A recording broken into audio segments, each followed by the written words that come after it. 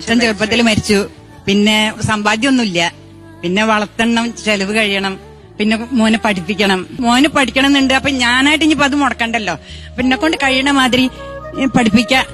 ആദ്യം പിന്നെ 10ാം ക്ലാസ് കഴിഞ്ഞു, പിന്നെ +2-നായി, പിന്നെ ഇനി എങ്ങോട്ടും മുന്നോട്ട്. അപ്പൊ ഞാൻ ഓരോ വീട് ഇങ്ങനെ ഏറിയെടുക്കും. അതല്ലേ നമ്മളെ കൊണ്ട് കഴിയുള്ളൂ.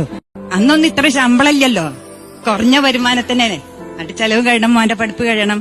പിന്നെ ഫെഡറൽ ബാങ്കിൽ നിന്ന് പിന്നെ ഇത് കിട്ടി, സ്കോളർഷിപ്പ് കിട്ടി MBAക്ക് പഠിക്കുമ്പോ. അതുകൊണ്ട് ആ ഫീസ് അങ്ങനെ. ഞാൻ കുറച്ച് ഏറെ വർഷങ്ങളായിട്ട് അമ്മേന്റെ അടുത്ത് ഒരുവിധ നുണയും പറയാറില്ല. മാക്സിമം ഞാൻ ഓപ്പൺ ആയിട്ട് തന്നെയാണ് പറയാറ്. എന്റെ 99.99% കാര്യങ്ങളും അമ്മയ്ക്ക് അറിയാം. പക്ഷെ എന്നാലും ഉണ്ടാവുമല്ലോ, നമ്മള് ചെറുപ്പകാലത്തോ അല്ലെങ്കിൽ നമുക്ക് അറിവില്ലാത്ത പ്രായത്തിലൊക്കെ എന്തെങ്കിലും ഒരു ചെറിയ തെറ്റ് ചെയ്യാത്തവരായിട്ട് ആരും ഉണ്ടാവില്ല.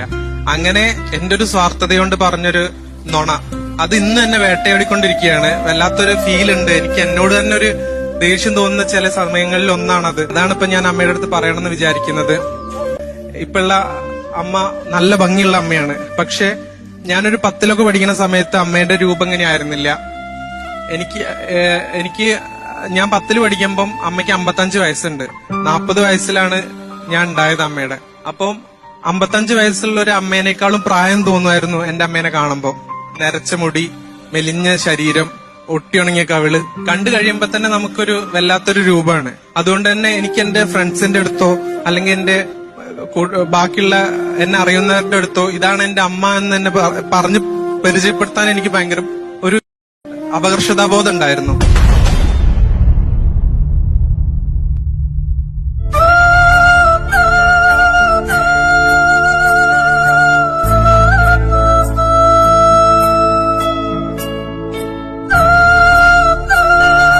ക്ലാസ് കഴിഞ്ഞ് സെന്റ് ഓഫ് പാർട്ടിയൊക്കെ നടക്കുമ്പം എല്ലാ അമ്മമാരും വരണം എന്നും പറഞ്ഞു. അവരുടെ കൂടെ ഫോട്ടോ എടുക്കാം. അന്ന് ഇതുപോലെ സ്മാർട്ട് ഫോണോ അങ്ങനെ ഒന്നുമില്ല. എപ്പോഴെങ്കിലും സ്കൂൾ ഫോട്ടോസ് എടുക്കുന്ന ഒരു സിറ്റുവേഷൻ മാത്രമാണ് നമുക്ക് നല്ലൊരു ഫോട്ടോ കിട്ടുന്നത്. അപ്പം അന്ന് എനിക്ക് എന്റെ കൂട്ടുകാരുടെ മുന്നിലും അവരുടെ അച്ഛനും അമ്മയൊക്കെ ഭയങ്കര ചെറുപ്പക്കാരാണ്. എല്ലാവരും ടീച്ചേഴ്സ് അല്ലെങ്കിൽ എന്തെങ്കിലും ജോലി ചെയ്യുന്നവര് അല്ലെങ്കിൽ ഏതെങ്കിലും നല്ല പൊസിഷനിലുള്ളവരാണ്. പക്ഷെ എന്റെ അമ്മേനെ അവരുടെ മുന്നില് എനിക്ക് ഇൻട്രൊഡ്യൂസ് ചെയ്യാന്, ഇതാണ് എന്റെ അമ്മ എന്ന് പറയാൻ എന്റെ ഉള്ളിലുണ്ടായിരുന്ന അപകർഷതാബോധം കൊണ്ട് ഞാനൊരു നുണ പറഞ്ഞു. സെന്റ് ഓഫ് പാർട്ടി ഒന്നുമില്ല, ഞങ്ങളുടെ ക്ലാസ് ടീച്ചർക്ക് വയ്യ, അതുകൊണ്ട് സെന്റ് ഓഫ് പാർട്ടി ഒന്നും നടത്തുന്നില്ല, അമ്മ വരണ്ടെന്ന് അമ്മയുടെ അടുത്ത് പറഞ്ഞു.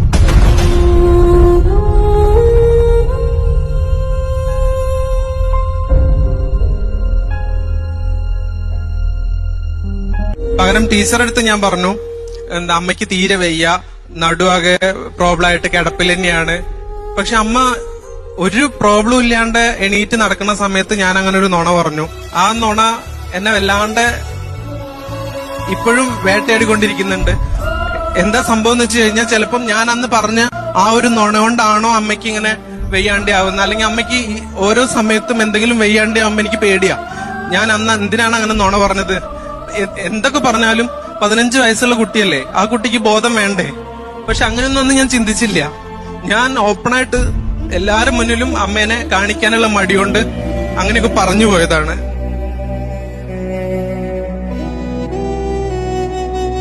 അതെനിക്ക് വല്ലാത്തൊരു വിഷമാണ്. കാരണം അമ്മ ഗർഭിണിയായിരിക്കുന്ന സമയത്ത് എല്ലാ ഡോക്ടേഴ്സും ബന്ധുക്കളും പറഞ്ഞു, ഈ പ്രായത്തിലൊരു ഡെലിവറി ബുദ്ധിമുട്ടാണ്, കുഞ്ഞിനെ ഒഴിവാക്കാന്ന് പറഞ്ഞു. പക്ഷെ അമ്മ എന്താ പറഞ്ഞത്? അമ്മ മരിച്ചു കഴിഞ്ഞാലും കുഴപ്പമില്ല, ഞാൻ വരണം, ഞാൻ ജീവിക്കണം എന്നുള്ളൊരു ആഗ്രഹം. അതായത് എന്റെ അമ്മയ്ക്ക് പ്രായമായതും ബുദ്ധിമുട്ടായതും ഇങ്ങനെ വെയ്യാണ്ടായതൊക്കെ എനിക്ക് നല്ലൊരു ഭാവി ഉണ്ടാക്കാൻ വേണ്ടിയിട്ടാണ്. അത് മറന്നിട്ട് ഞാനന്ന് അത് പറഞ്ഞത് എനിക്ക് വല്ലാണ്ട് വിഷമായി. ഈ മിനിറ്റും ഞാൻ അതിനെ കുറിച്ച് സങ്കടപ്പെടുന്നുണ്ട്. അത് അമ്മയ്ക്ക് അറിയില്ല.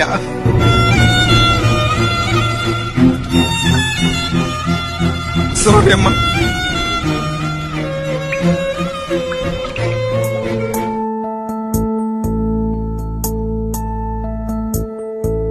നിനക്കും നിലാവിൽ കുളിക്കും ഉഴയ്ക്കുമീ അമ്മയായി തീർന്നതൻ പുണ്യം. തണുപ്പിൻ തലോടലും താരാട്ടുപാട്ടുമായി വിളിക്കുവാനാണെന്റെ ജന്മം. ഇത്രയും നാളത്തെ ആ ഒരു ഒളിച്ചുവെക്കൽ അത് അമ്മയോട് ഏറ്റു പറഞ്ഞു. അമ്മയ്ക്ക് വന്ന വിഷമം മോൻ അത് പറഞ്ഞ നിമിഷം മുതൽ അമ്മ അവിടെ കരഞ്ഞുകൊണ്ടിരിക്കുകയാണ്. അത് കണ്ടിരിക്കാനുള്ള ശക്തി എനിക്കുമില്ല. മോൻ ഏറ്റു പറഞ്ഞു, അമ്മേ, മോന്റെ ഏറ്റവും വലിയൊരു രഹസ്യം അവൻ ഒളിപ്പിച്ചു വെച്ച, അവൻ ആ സമയത്ത് ചിന്തിച്ചൊരു കാര്യം. അമ്മയ്ക്കത് കേട്ടിട്ട് എന്താ ബാലുവിനോട് പറയാൻ തോന്നുന്നു? കോട്ടപ്പടി ബോയ്സിലായിരുന്നു പഠിച്ചത്. അപ്പൊ അവിടെ സ്കൂളിൽ ആനിവേഴ്സറി ഒക്കെ ഉണ്ടാവുമല്ലോ. അപ്പൊ ഇവന്റെ വക കുറെ ഡാൻസ് ഉണ്ട് എന്നൊക്കെ പറഞ്ഞു. അപ്പൊ എനിക്ക് കാണാനുള്ള കൊതിയോണ്ട് ഞാൻ പണിയെടുക്കണോടത്ത് നിന്ന് മോന്റെ സ്കൂളിലൊന്ന് പോണെന്ന് പറഞ്ഞിട്ട് അവിടുന്ന് നേരെ സ്കൂളിൽ വന്നു. ഒരു 2 മണി സമയത്ത് ഞാൻ ചെന്നപ്പോ ഞാൻ ഗേറ്റിന്റെ അവിടുന്ന് പറഞ്ഞു, അന്ന് ഞാൻ ഇതേമാതിരി ഒന്നല്ല, പറ്റ മെലിഞ്ഞിട്ടാണ് ആകെ അപ്പൊ എന്നോട് ഇവനെ അടുത്തുനിന്ന് വന്ന് പറഞ്ഞു, ഇതാണ് കാരണം എനിക്കറിയില്ലല്ലോ. അമ്മ പോയിക്കോളൂ അമ്മേ, കുട്ടികള് സ്കൂളിലേക്ക് അങ്ങോട്ട് വരണ്ട, അമ്മ പോയിക്കോളൂ, വീട്ടിലേക്ക് പോയിക്കോളൂ പറഞ്ഞു. ഇതുകൊണ്ടാവും എനിക്കറിയില്ല.